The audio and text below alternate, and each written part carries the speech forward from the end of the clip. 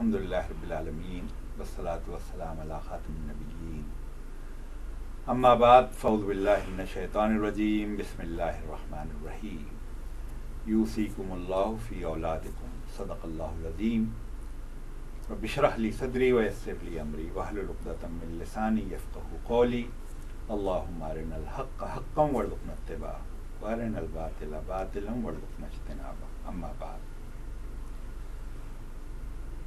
آج ہم سورہ نساء کے حوالے سے دوسری نشست میں شریک ہیں، اور جیسا کہ پچھلی نشست میں یہ بات آئی تھی کہ اللہ تعالیٰ نے سورہ نساء کے ذریعے ساری انسانیت پر، معاشرے پر، بالخصوص خواتین پر احسان کیا ہے، اور معاشرے میں جو ان کا مقام اللہ کو مطلوب ہے اس کی تفصیلات سے تمام ہی انسانوں کو آگاہ کیا ہے۔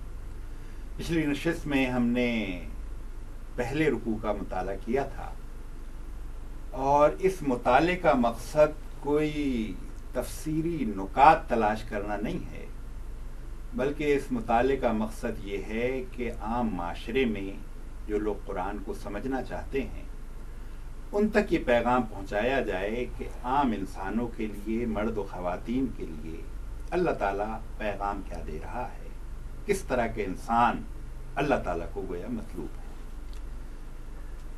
تو ان ابتدائی باتوں کے بعد ہم آج دوسرے رکوع کا آغاز کرتے ہیں، اور اس دوسرے رکوع میں 4 آیات ہیں، اور ان 4 آیات میں اللہ تعالیٰ نے قانون وراثت انسانوں تک پہنچایا ہے۔ گویا وراثت کی قانون سازی اللہ تعالیٰ نے خود کی ہے، اور صرف 4 آیات میں مختصراً لیکن اس قدر جامع ہیں کہ ان 4 آیات کی تشریح میں ہزارہا صفحات لوگوں نے لکھے ہیں، بے شمار کتابیں لکھی گئی ہیں، اور اس میں اللہ تعالیٰ نے دولت کی اور وراثت کی تقسیم کا جو پورا نظام اللہ تعالیٰ نے خود دیا ہے۔ پہلی بات جو اللہ تعالیٰ نے فرمائی، تمہاری اولاد کے بارے میں اللہ تمہیں ہدایت کرتا ہے کہ مرد کا حصہ 2 عورتوں کے برابر ہے، اور اس پہلے ہی ٹکڑے پر آیت کے بات یہ ہو سکتی ہے کہ مرد کا حصہ 2 عورتوں کے برابر، گویا مرد کا حصہ دگنا ہے۔ دگنا حصہ مرد کا کیوں ہے؟ اس پہلو سے واقعہ یہ ہے کہ اللہ تعالیٰ تو تمام عادلوں سے بڑھ کر عادل ہے، تمام انصاف کرنے والوں سے بڑھ کر انصاف کرنے والا ہے۔ ویسے تو اللہ پر ایمان اور یقین کا تقاضا یہی ہے کہ اس بارے میں شک اور شبہ نہ ہو، لیکن عقل میں بھی یہ بات آسانی سے آ جاتی ہے کہ یہ اللہ تعالیٰ نے کیا بات فرمائی ہے۔ یہ بالکل ایسا ہے کہ فرض کریں میراث میں 99 روپے یا 100 روپے تقسیم ہونے ہیں، اب اللہ تعالیٰ گویا کہہ یہ رہا ہے اس میں 66 روپے تو مرد کے ہیں اور 33 روپے خاتون کے ہیں، وہ دگنے۔ یہ مرد کو دگنا کیوں دیا گیا ہے؟ اور بظاہر کوئی کہہ سکتا ہے کہ اللہ تعالیٰ کی نظر میں تو مرد اور عورت برابر ہونا چاہیے۔ اللہ تعالیٰ کی نظر میں تو برابر ہیں، لیکن انسانی جو معاشرہ ہے اس میں اس طرح کی برابری ہے نہیں۔ اب ان جو 66 روپے مرد کو ملیں گے اور 33 روپے خاتون کو ملیں گے، اگر ہم اس میں اخراجات کی تفصیل میں جائیں، ان 33 روپے میں سے خاتون کو کیا خرچ کرنا ہے؟ کسی کا نان نفقہ وہ مرد کی ذمہ داری ہے، مہر کی ادائیگی وہ مرد کی ذمہ داری ہے، بچوں کو پالنا وہ مرد کی ذمہ داری ہے۔ یعنی سرے سے ان 33 روپے کا سچ عورت کا کوئی خرچہ ہے ہی نہیں، جبکہ مرد کو ان 66 روپے میں سے شادی کرنی ہے تو مہر ادا کرنا ہے، انضامات شادی کے کرنے ہیں، بیوی کا نان نفقہ ادا کرنا ہے، بچے ہو جائیں تو ان کو پالنا پوسنا ہے، تعلیم، سارے اخراجات مرد کے ہیں، انویسٹمنٹ کرنی ہے، کچھ کھانے کمانے کا بندوبست کرنا ہے۔ تو اس پہلو سے یہ تو اللہ تعالیٰ نے خواتین کے ساتھ ایک اعتماد دینے کے لیے ان کے لیے ایک رقم رکھی ہے، لیکن ایز سچ ان کی ضرورت نہیں. لیکن مرد کی تو سارے اخراجات کی ذمہ داری اللہ تعالیٰ نے مرد پہ ڈالی ہے. تو اس پہلو سے پہلے قدم پر اللہ تعالیٰ نے ایک اصولی بات فرمائی ہے کہ مرد کا حصہ 2 عورتوں کے برابر ہے. میرے ساتھ اس وقت پچھلی نشست کے شرکاء ڈاکٹر واسع صاحب اور محی الدین افضل صاحب اور نعمان اصغر صاحب ہیں. میں ان سے درخواست کروں گا کہ اس مسئلے پر اگر وہ مزید وضاحت کریں تو میرا خیال ہے اچھا رہے گا. اس میں راشد بھائی 1-2 باتیں میں کہنا چاہتا ہوں. ان میں سب سے پہلی بات تو یہ ہے کہ یہ شاید انسانی تاریخ میں پہلی دفعہ اس طرح ہوا ہوگا کہ خواتین کا حصہ باقاعدہ کسی قانون کے تحت اور دستور کے تحت مقرر کیا گیا ہے، جو ہمارے سامنے اس وقت دنیا میں جو بھی پچھلا قوانین موجود ہیں. ورنہ اس سے پہلے عربوں میں بھی اس بات کا کوئی رواج نہیں تھا کہ عورتوں کو وراثت میں حصہ دیا جائے، اور آج کی پوری دنیا میں بھی یہ رواج نہیں ہے کہ عورتوں کو وراثت میں حصہ دیا جائے. یعنی برطانیہ ویسے تو بڑا تہذیب یافتہ ملک ہے اور پوری دنیا پہ برطانوی تہذیب غالب تہذیب رہی ہے، لیکن آج بھی برطانیہ میں قانون یہ ہے کہ تمام مال کا وارث جو ہے وہ سب سے بڑا بیٹا ہوگا. تو عورت کو اس وراثت میں حصہ ملنے ہی نہیں پاتا آج کی دنیا میں بھی. تو ایک تو یہ بات ہے کہ ظاہر اللہ تعالیٰ نے عورت کو وراثت میں حصہ دیا. دوسری بات یہ ہے کہ یہ وراثت کتنی ضروری اور لازمی ہے. مطلب ظاہر ہم لوگ نماز، روزے، زکوٰۃ، حج کو تو سمجھتے ہیں کہ یہ فرض ہے، ادا کرنے چاہیے، لیکن معاشرے میں وراثت کو ایک اس طرح فرائض میں نہیں سمجھا جاتا اور اس پہ عمل بھی نہیں ہوتا. بہت سارے لوگ ہیں جو بڑے عبادت گزار ہوتے ہیں لیکن بھی وہ بھی اس وراثت کے احکامات پر عمل نہیں کرتے.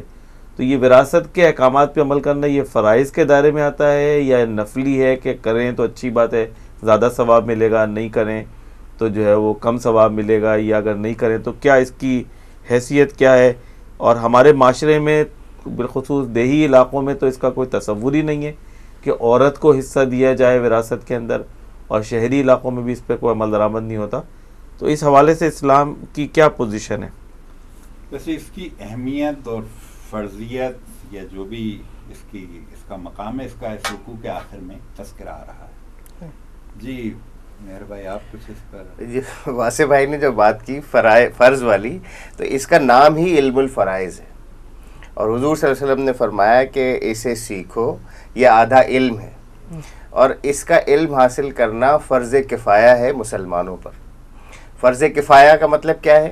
نماز جنازہ ادا کرنا بھی فرض کفایہ ہے، اور سارے لوگ نماز جنازہ ادا کر رہے ہوتے ہیں، لیکن یہ ایسا فرض ہے فرض کفایہ جس کی طرف کوئی توجہ ہی نہیں، نہ اس کا علم حاصل کرنے کے لیے، نہ اس کی جانب کوئی توجہ کی جاتی ہے. اور عملاً دیہی علاقوں کا تو کیا، شہری علاقوں میں بھی صورتحال یہ ہے کہ برطانیہ کے زمانے کا ایک مشہور واقعہ ہے کہ کوئی صاحب انگریز عدالت میں حاکم کے پاس پہنچ گئے اور کہنے لگے کہ یہ وراثت جو ہے آپ برطانیہ کے قانون کے مطابق تقسیم کر دیجیے. وہی قانون جو انہوں نے بتایا کہ وہاں جو ہے وہ ولی عہد وارث ہوتا ہے. تو اس نے کہا کہ میں سرکاری ملازم ہوں، کروں گا تو وہی جو تم کہہ رہے ہو، لیکن تم قرآن پر کیسے ایمان رکھتے ہو کہ اگر وہاں پہ لڑکیوں کا، تمہاری بہنوں کا ذکر ہے تو تم اس کو ادا نہیں کر رہے ہو. بہنوں کو یہ کہہ کے جو ہے وہ فارغ کر دیا جاتا ہے، معافی کروا لی جاتی ہے. لیکن اس معافی کی بھی علماء نے حیثیت یہ لکھی ہے کہ جیسے یہ دنیا میں ہوتا ہے نا کہ وہ پولیس ٹارچر سیل میں لے جا کے جو ہے وہ اقبالی بیان لے لیتی ہے اور پھر عدالت میں جا کے وہ بدل جاتا ہے. تو وہ کہتے ہیں کہ یہ اصل میں طیب قلب کے ساتھ، دل کی آمادگی کے ساتھ پھر اس کی وضاحت کرتے ہیں علماء کہ آپ اس کو بتائیں گے کہ دیکھو اس مال میں تمہارا یہ حصہ ہے، اس مکان میں تمہارا یہ حصہ ہے، اس باغ میں تمہارا یہ حصہ ہے. پھر وہ بہن دل سے یہ بات یقین بھی کرے کہ جب میں اسے کہوں گی کہ ہاں دو تو یہ مجھے دے بھی دے گا. یہاں تو بہنیں یہ سوچ کے کہ ہمیں آنا تو بھائی کے گھر میں ہی ہے، اگر شوہر ناراض ہو گیا، ناچاقی ہو گئی یا وفات ہو گئی تو گھر آنا ہے، تو میں کس منہ سے اس گھر میں آؤں گی. وہ دوسرے آدھے دل سے جو ہے وہ معاف کر دیتی ہیں. یہ سارا وہ جو عالم الغیب ہے، دلوں کے حال جانتا ہے، وہ کیسے اس معافی کو قبول کر سکتا ہے. تو یہ ہمارے یہاں جو رجحان ہے وہ نہ صرف یہ کہ اس کو رد کر دینے والا ہے، بالکل حرام ہے، حرام کی اس میں حد ہے کہ بہنوں کو حصہ نہ دیا جائے. اسلام سے پہلے، اسلام میں بھی جب یہ قانون جب یہاں آیا تو عربوں نے بھی اس کو آسانی سے ٹھنڈے پیٹوں آسانی سے قبول نہیں کیا. بڑا مشہور ان کا مقولہ ہے جس کا مطلب یہ ہے کہ میراث کے مستحق وہ لوگ کیسے ہو سکتے ہیں جو نہ گھوڑے پر سوار ہوتے ہیں، نہ تلوار چلاتے ہیں، اور نہ ہی دشمنوں سے مقابلہ کرتے ہیں. تو گویا وہ لوگ جو لڑائی جھگڑے میں حصہ لیتے ہیں وہ میراث کے مستحق. تو اسلام نے اس کو بڑی مشکل سے یعنی سمجھایا اور اس کی تفہیم کی.